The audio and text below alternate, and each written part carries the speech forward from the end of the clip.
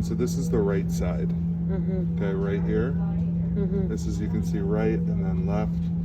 And so this is after the surgery. It looks really kind of bad and angry looking, but the reality is this is actually fluid that he had pumped back into it.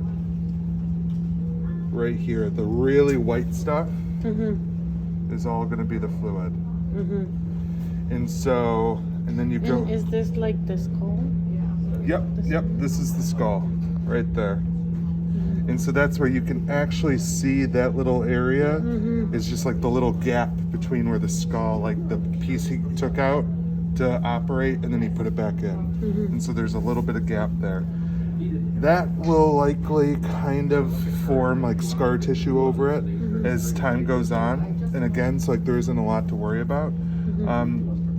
The big thing is he took the mass out and then he filled it with fluid. With time, the brain will kind of just like start occupying that space again. But and the fluid is going to be drained by itself? Yeah, the body filters its own. So there's the blood-brain barrier, and that's where, and so you can actually see like these are like what are called ventricles, and that's just filled with normally with cerebral spinal fluid. And so the saline wash that he filled in there will naturally just incorporate and be filtered out by the body. Yep.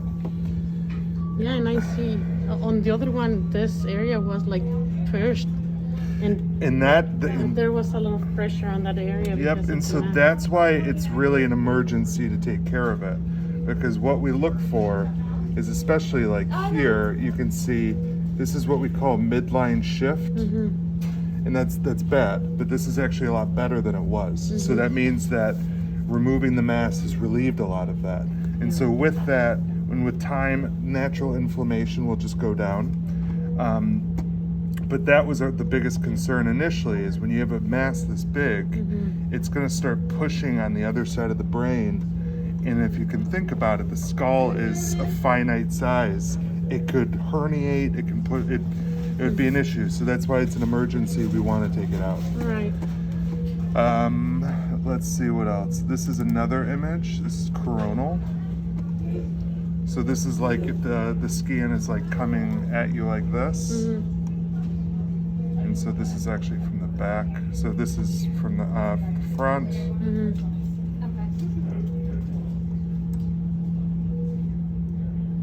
me turn this down.